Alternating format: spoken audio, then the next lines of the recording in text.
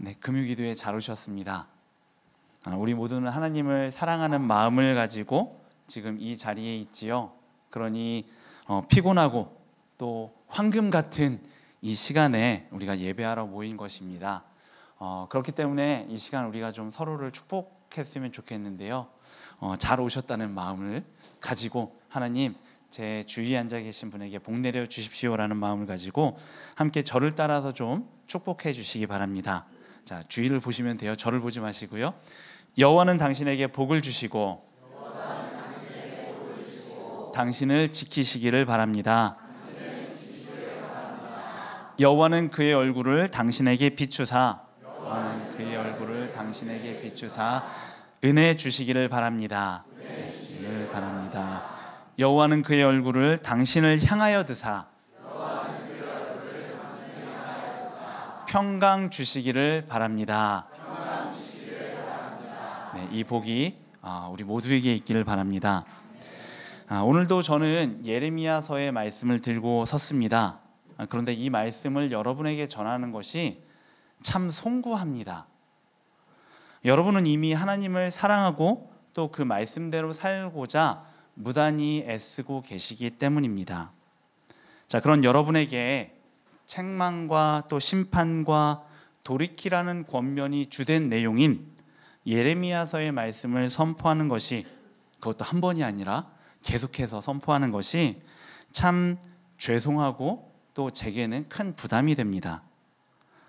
그럼에도 예레미야서의 말씀을 계속 보는 이유가 있습니다. 첫째 이유는 우리가 예레미야 시대에 유다가 범한 죄를 범하지 않기 위해서입니다. 유다는 겉으로는 여호와 하나님을 사랑하고 또 그분께 열광하고 또 순종하는 것 같아 보였습니다. 그러나 실제로는 우상을 하나님으로 섬겼지요. 하나님의 백성이라 칭함은 받았지만 실제로는 바알의 백성이었습니다. 자, 우리는 이런 삶을 살아서는 안 되겠지요. 그래서 예레미야서의 말씀을 통해 미리 경계하려는 것입니다. 둘째 이유는 이 시대에 하나님의 예언자로 살아가기 위함입니다. 물론 우리가 예레미야와 같은 삶을 살 필요는 없습니다. 살기가 힘들죠, 그러면. 다만 과거 유다를 향한 하나님의 마음을 살필 때 이 시대 교회와 세상을 향한 하나님의 마음을 우리가 품을 수 있게 됩니다.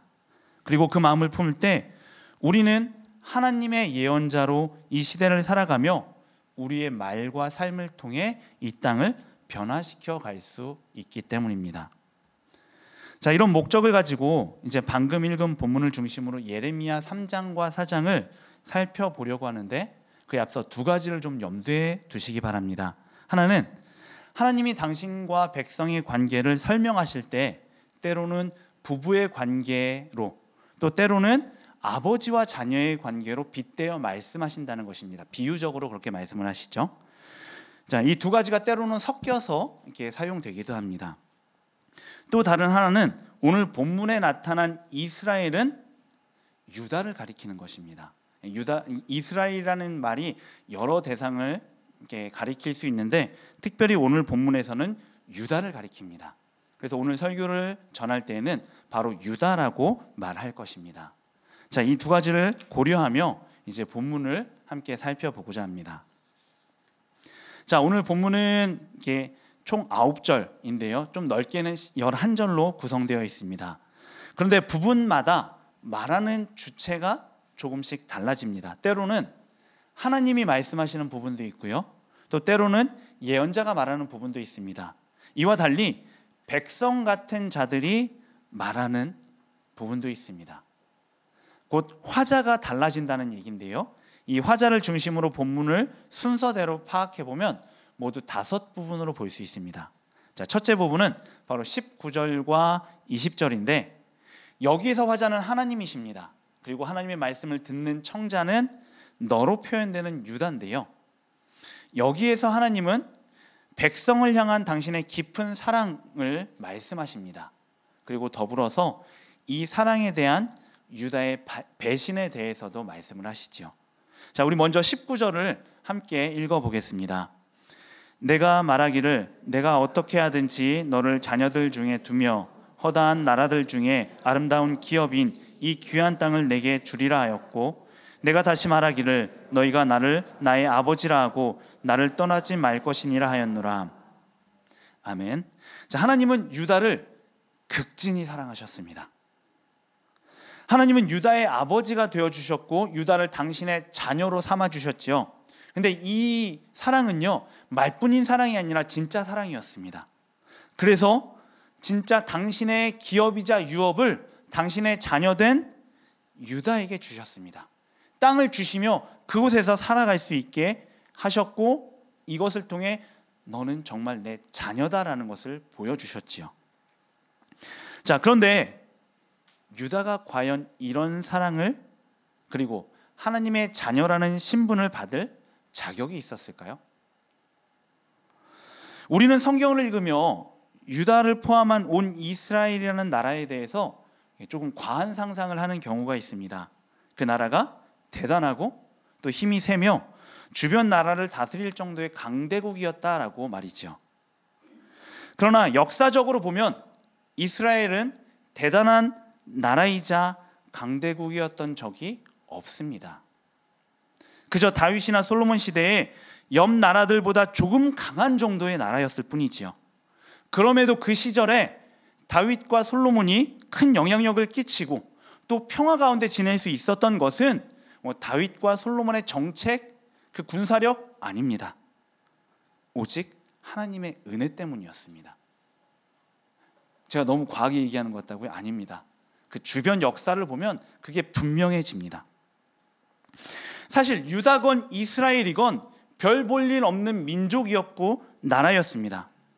주변 민족들이 이미 나라를 이루고 있을 그때조차 이 이스라엘은 정처 없이 방황하던 사람들이었습니다.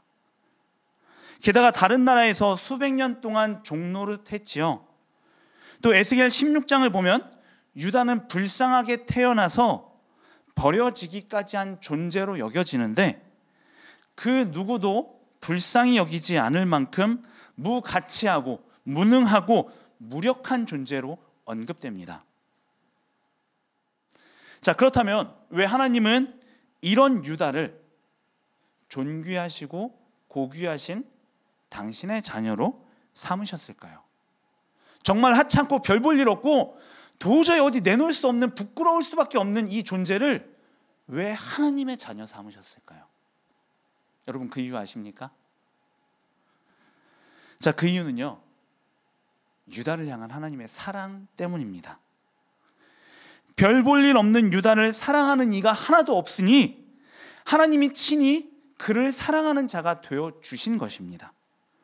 유다에게 아무 능력이 없으니 친히 그를 자녀 삼으셔서 당신의 능력을 부여해 주신 것이죠. 유다에게 아무 가치가 없기에 당신의 자녀 삼아 주시고 당신의 기업을 주셔서 유다로 하여금 하나님의 자녀라는 가치를 가지게 해 주신 것입니다. 자, 유다는 이렇게 말로 다할 수 없는 큰 은혜를 받은 대상인 것이죠. 자, 하나님이 이런 은혜를 유다에게 베푸시면서 바라신 것이 두 가지 있습니다. 오늘 본문을 보면 나오는데요. 자, 하나는 오직 하나님만을 아버지로 인정하는 것이고요. 두 번째는 하나님에게서 돌아 나가지 않는 것입니다. 하나님께 붙어 있는 것이지요. 그런데 하나님이 바라신 이 두 가지는요, 사실 대단한 것도 아니고 하나님을 위한 것도 아닙니다. 상식적으로 내가 이만큼 줬으니 너는 나를 위해 뭘 해야 되지 않니? 라고 요구하실 수 있겠지만 정작 이 요구는요, 하나님을 위한 게 아니라 유다를 위한 것입니다. 자, 유다가 사랑을 받을 수 있었던 것, 유다에게 능력이 생긴 것, 유다에게 가치가 부여된 것은 하나님이 그를 자녀 삼아 주시고 하나님이 그와 함께 해 주셨기 때문입니다. 그러니 하나님의 바람의 본 뜻은 유다에게 주어진 그 사랑과 능력과 가치를 잘 지켜가라는 것이죠. 내가 너를 이만큼 사랑해서 이렇게 고귀하게 세웠으니 그 고귀함을 지켜가면 좋겠다. 근데 그 고귀함을 지켜가는 것은 다른 것이 아니라 나만을 아버지로 삼고 나에게만 붙어있는 것이다 라는 것입니다. 바로 하나님 당신이 아니라 유다를 위해서 이것을 요구하셨다는 것이죠. 자, 그런데 유다는 하나님의 이런 바람을 저버립니다. 마치 아내가 남편을 속이고 떠나는 것처럼 하나님을 떠나버립니다. 하나님이 아닌 다른 우상을, 바알을 자신의 보호자요, 자신의 아버지로 인정해버린 것입니다. 그 내용이 20절에 나오는데 이 말씀을 볼 때 특이한 부분이 하나 있습니다. 바로 남편이라는 부분입니다. 자, 남편이 뭐죠? 남의 편인가요? 아닙니다. 네, 배우자죠.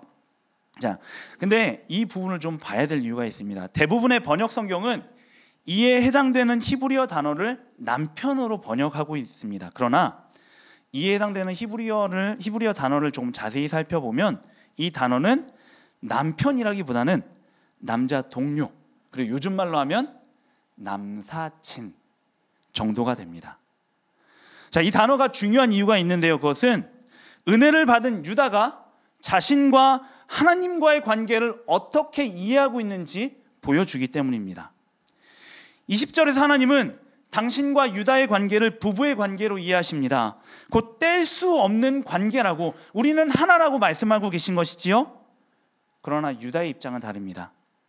유다는 자신과 하나님과의 관계를 그저 친한 동료, 남사친 정도의 관계로 이해하고 있는 것입니다.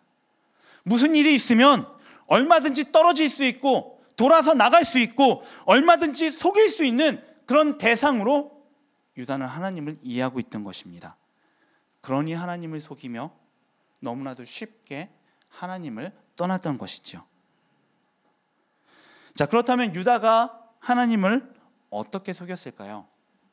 우리가 읽지 않았지만 바로 그 내용이 3장 1절부터 5절에 나옵니다. 분명 유다는 겉으로는 하나님을 아버지라고 불렀습니다. 또 하나님께 붙어 있는 것처럼 행동했지요. 그러나 이것은 유다의 본심이 아닙니다. 그의 본심은 우상, 곧 바알을 자신의 아버지로, 자신의 남편으로 여기는 것이었습니다.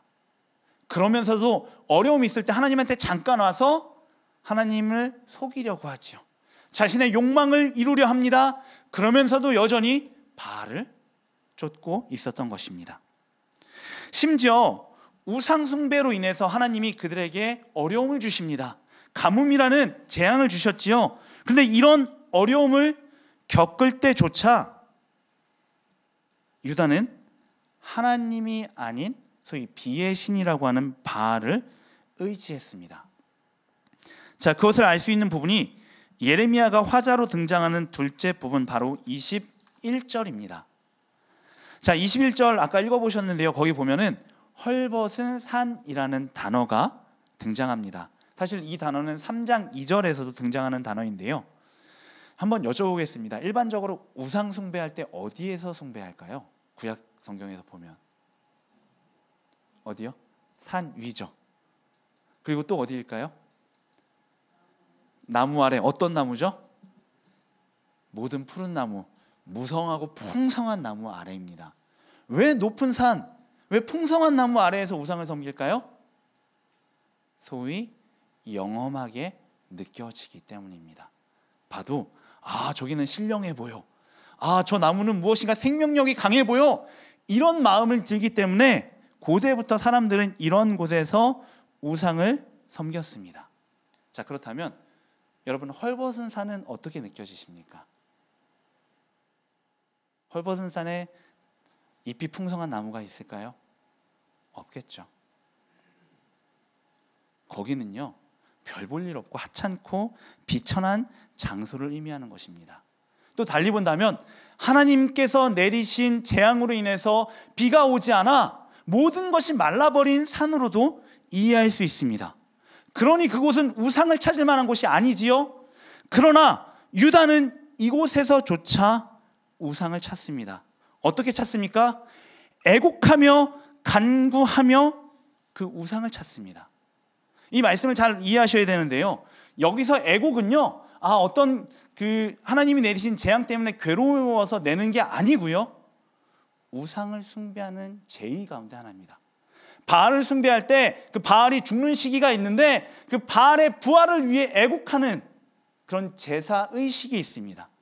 그 헐벗은 산에서 유다는 이런 의식을 행하며 또 앞으로 부활할 것이라고 여겨지는 그 바알에게 기도하며 그 바알을 자신의 하나님으로, 남편으로, 자신의 주인으로 섬기고 있었던 것이죠. 자, 이렇게 가뭄이라는 어려움 앞에서조차 하나님이 아닌 우상과 바알을 쫓는 유다에게는 사실 더 큰 문제가 있습니다.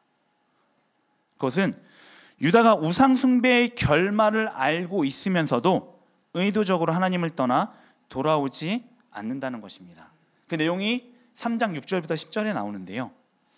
자, 오늘 본문 우리가 읽은 말씀은 아마도 주전 627년부터 609년 사이 어느 때인가 선포된 말씀으로 우리가 짐작할 수 있습니다. 예레미야가 예언자로 부름을 받고 또 요시야 왕이 살아있던 때이기 때문입니다. 자, 근데 이때는요, 북이스라엘이 멸망한 지 약 100년 정도 된 때입니다. 자, 여러분 혹시 북이스라엘이 왜 멸망했는지 아십니까? 그렇죠, 아수르죠. 네, 정답이 아닙니다. 네, 아수르는 멸망을 시킨 도구일 뿐이죠. 북이스라엘이 멸망하게 된 것은 모든 높은 산, 모든 푸른 나무 아래, 그리고 온갖 곳에서 우상을 섬기며 하나님을 떠나갔기 때문입니다. 하나님이 돌아오라고 말씀하셨음에도 불구하고 돌아오지 않고 끊임없이 우상을 따르고 다른 신것, 다른 돌과 나무를 쫓아갔기 때문에 북이스라엘은 멸망당하게 된 것이죠. 자, 이런 사실을 유다가 알았을까요? 몰랐을까요? 정말 잘 알았습니다. 어떻게 해요? 옆에 있으니까요. 북이스라엘 아래 남유다가 있으니까 인접해 있으니까 알았을까요? 그렇게 알 수도 있습니다. 그러나 더 자세하게, 더 면밀하게 알 수 있었습니다. 왜냐하면 북이스라엘이 아수르에 의해서 멸망당할 때에 북이스라엘에 있던 제사장들, 지도자들, 그리고 예언자들까지도 남유다로 넘어오기 때문입니다.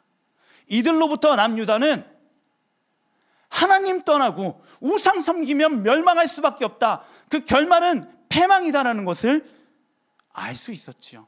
정말 분명하게 배울 수 있었습니다. 그러나 유다는 나라를 멸망에 이르게 하는 우상 숭배를 멀리하지 않습니다. 우상 숭배의 결말을 두려워하며 오직 하나님만을 아버지로 섬기고 하나님께만 붙어 있고자 애썼어야 마땅한데 유다는 그러지 않습니다. 오히려 하나님만을 따라가야 하는 그 길에서 벗어나고자 몸부림치고 하나님을 잊어버리기까지 합니다. 자, 이것이 21절까지의 내용인데요, 이 21절은 예레미야가 유다의 모습을 보면서 말하는 것입니다. 그가 이 말을 하는 이유는 앞서 하나님이 유다의 모습을 정확하게 보셨다는 것을 증거하기 위해서이고요, 또 하나는 유다의 범죄를 고발하기 위해서입니다. 유다가 이만큼 범죄했으니, 하나님을 배신하고 하나님께 반역했으니, 우상을 따랐으니 유다, 하나님께서 심판하셔도 아무 문제 없습니다. 너희는 심판받아 멸망받아 마땅해, 아무 말 할 수 없어. 그것을 증언하기 위해서 예레미야가 말한 것이죠. 자, 그렇다면 이제 여러분 한번 생각해 보시기 바랍니다. 이제 하나님은 어떻게 하셔야 할까요? 이렇게 지속적으로 하나님을 배신하고 우상을 섬기며 악을 행하는 유다를 하나님이 어떻게 하시는 것이 마땅할까요? 만약 여러분이 하나님이시라면 이 유다를 어떻게 대하시겠습니까? 설교를 준비하면서 제가 하나님이라면 어떨까 생각을 해봤는데요, 아마 첫 번째 이렇게 얘기할 것 같습니다. 나라가 너밖에 없냐? 말은 쉽게 하지만 어마어마한 분노와 진노를 담아 이렇게 얘기하고요, 유다를 버릴 것입니다. 아니요, 유다를 버리지 않습니다. 멸망시켜버립니다. 죽여버립니다. 너희는 더 이상 돌아올 기미가 안 보여. 너희는 완전히 멸망해야 돼. 내가 다른 사람, 다른 민족 가지고 다시 시작할 거야 라고 반응할 거라는 생각을 하게 되었습니다. 그 많은 은혜와 사랑을 받고 그 많은 용서와 기다림을 받고도 여전히 하나님을 배반하고 하나님께 반역하는 나라였기 때문입니다. 그런데 하나님의 실제적인 반응은 좀 다르죠. 셋째 부분인 22절 전반절인데요, 우리 함께 읽어보겠습니다. 배역한 자식들아 돌아오라. 내가 너희의 배역함을 고치리라. 하나님의 반응은 포기나 내버리는 것이 아닙니다. 그분은 유다에게 돌아오라고 말씀하십니다. 하나님에게서 돌아나간 자식들을 여전히 다시 한번 돌아오라고 부르고 계신 것이죠. 그러므로 어떻게 해서든 이 집 나간 자식을 당신의 자녀들 가운데 두시고 당신의 기업을 주심으로써 영원한 자녀 삼으시려고 계속해서 부르고 계신 것입니다. 이에 응답해서 하나님께 돌아오기만 한다면 하나님께서 친히 그 유다의 배역함을 고쳐주시겠다라고 말씀하시죠. 자, 여기에도 우리가 관심을 두어야 될 한 단어가 있습니다. 바로 하나님이 고쳐주시고자 하는 그 배역함입니다. 이 단어를 제대로 옮겨본다면 배역함들이 되는데요, 복수가 되는데, 이것은 히브리어의 특성상 어떤 개념의 단어가 복수가 될 때 실제적이고 구체적인 행동을 의미하게 됩니다. 그래서 여기 나오는 배역함은요, 우리가 생각하는 것처럼 어떤 개념적인 배신이야가 아니고요, 하나님을 계속해서 배신하는 실제적이고 구체적인 행동들을 의미하는 것입니다. 그런데 이 행동들을 하나님께만 돌아오면 하나님이 친히 고쳐주시겠다라고, 낫게 해주시겠다고, 거룩한 삶으로 인도해 주시겠다라고 말씀하시는 것이죠. 자, 하나님의 이런 부르심 이후에 놀라운 반응이 이어집니다.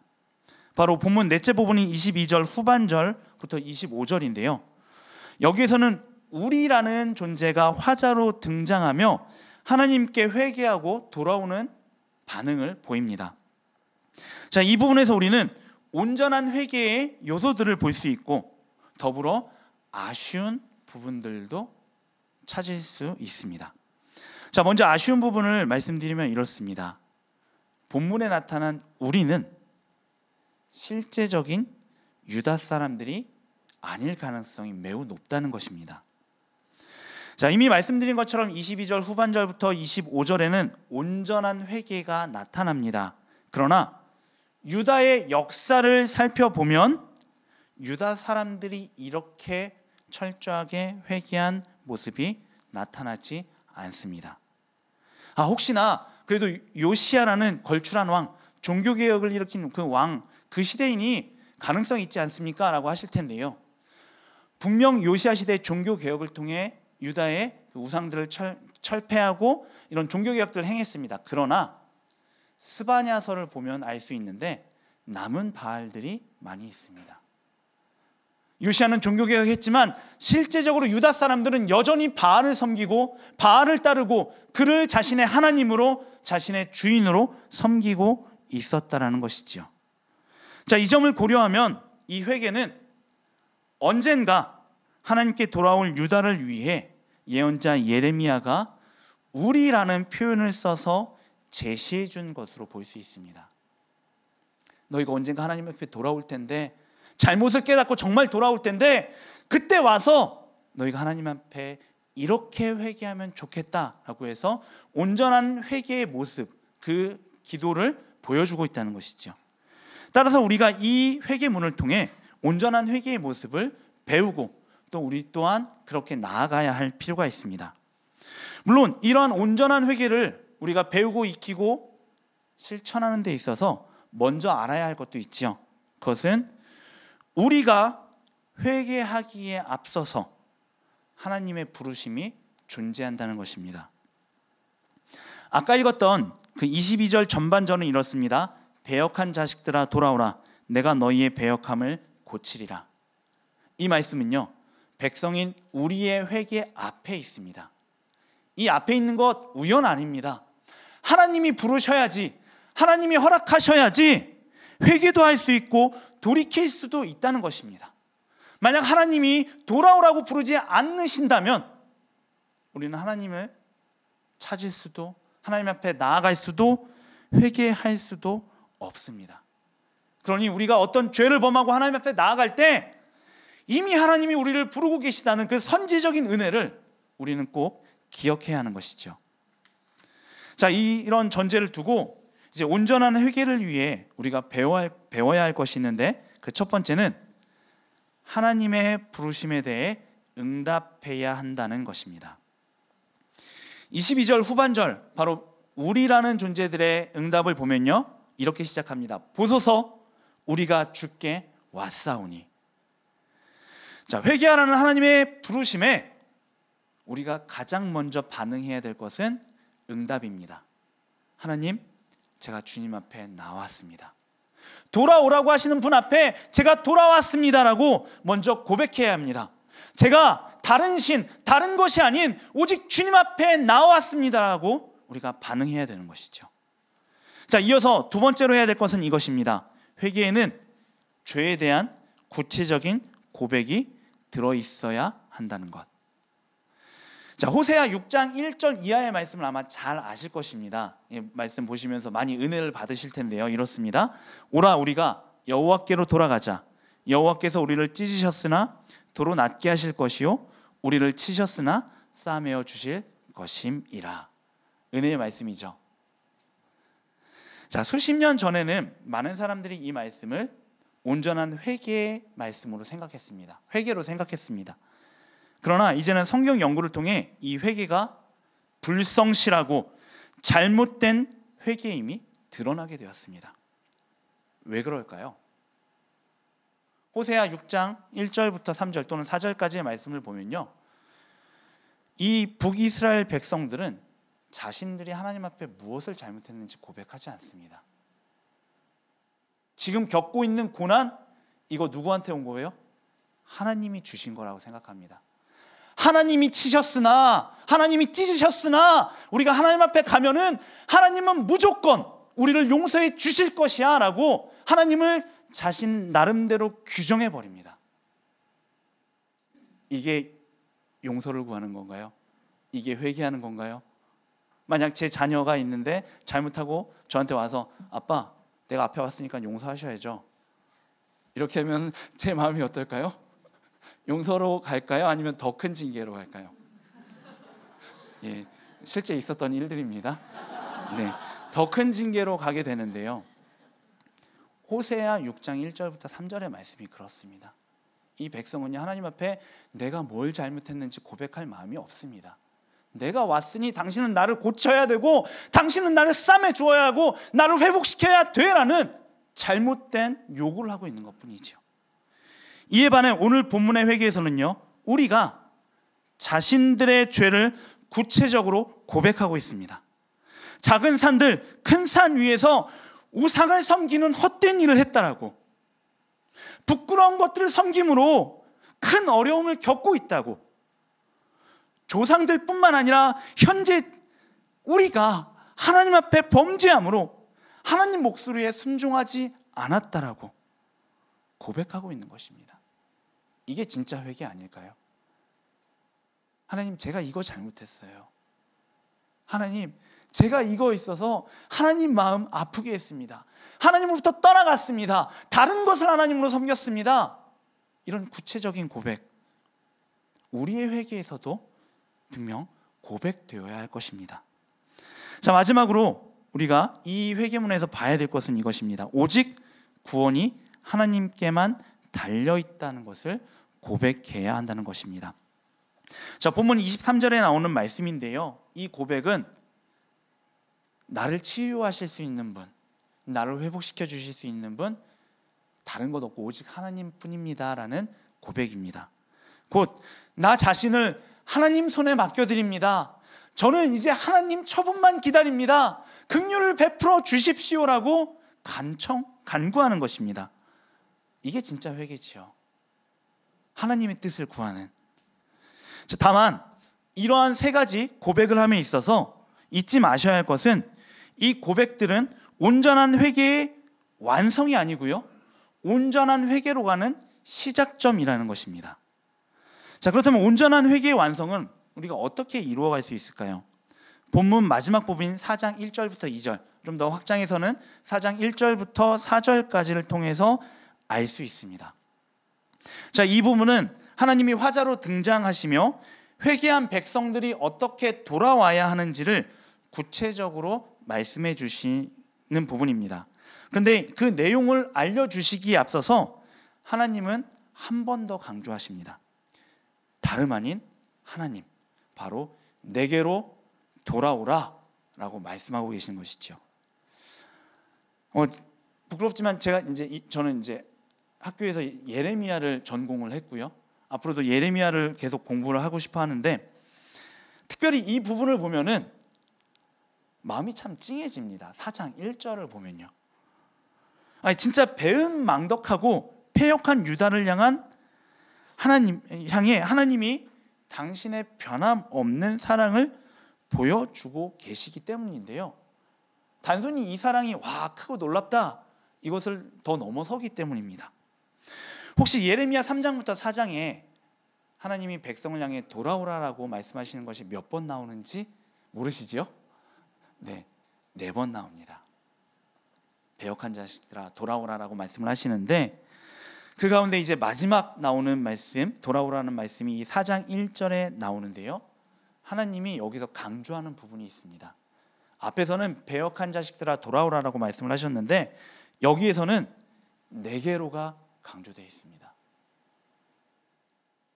어느 성경을 보면요, 이 부분이 너무나 강조되어 있어서 너희가 그 우상을 섬기는 곳, 범죄하는 곳, 그곳에서 돌이키는 게 중요한데, 거기서 돌이켜서 다른 곳에 가지 말고 바로 내게로 와야 돼. 그래야지 너희가 사는 거야. 그래야지 너희가 회복될 수 있는 거야 라고 하나님이 말씀하고 계시기 때문이죠. 그런데 아까 말씀드린 것처럼 이게 반복돼서 강조되다 보니까 이 4장 1절에서는 어떤 감정이 느껴지냐면요, 하나님이 이제 이스라엘 백성을 향해 애걸복걸하시는 거예요. 떠나간 백성 그냥 보내주셔도 아무 부족함이 없는 분이신데, 오직 사랑 그가 하나 때문에 제발 내게 돌아와 달라고, 그 우상을 떠나서 다른 것이 아닌 나에게만 돌아와 달라고 하나님이 애걸복걸하고 계신 겁니다. 여러분 어떠세요? 만약 내 친구가 누구랑 사귀다가 이 사람이 되게 나쁜 행동을 하면서 떠나갔어요. 마음 아프게 했어요. 그럼 뭐라고 하세요? 에이, 그런 나쁜 놈 잊어버려 하시죠. 그렇죠? 더 좋은 사람 생길 거야. 부부 말고요. 근데 우리 하나님은요, 제발 나한테 돌아와 달라고 매달리고 계신 거예요. 별 볼 일 없는 그 이스라엘에게 말입니다. 유다에게 말입니다. 하나님이 이렇게까지 하시는 이유는 딱 하나입니다. 바로 사랑 때문입니다.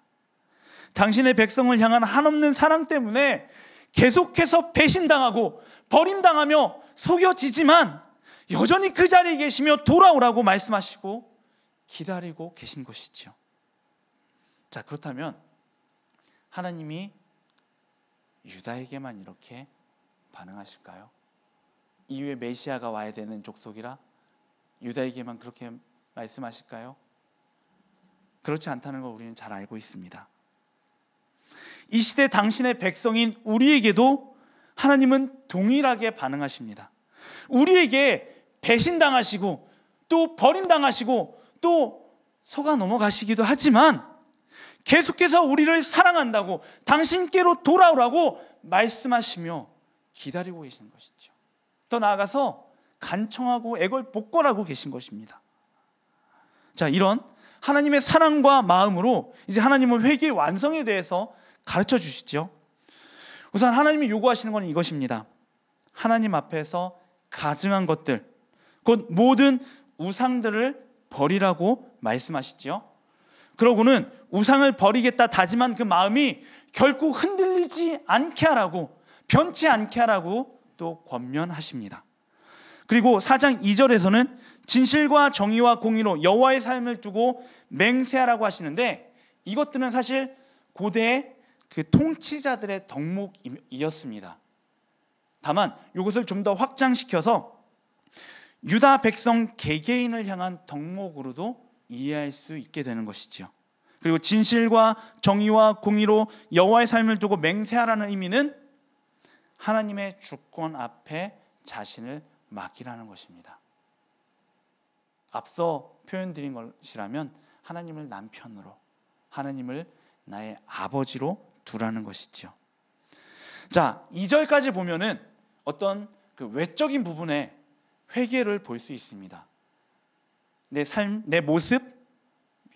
그러나 온전한 회개는 내 겉의 모습, 삶의 모습들도 바뀌지만 동시에 나의 내면이 바뀌어야 됩니다. 내면만 바뀌고 삶이 안 바뀌는 거 회개 아니고요. 삶이 바뀌었는데 내면이 안 바뀌었다? 그것도 회개 아닙니다. 온전한 회개란 이 모든 것이 바뀌는 것인데,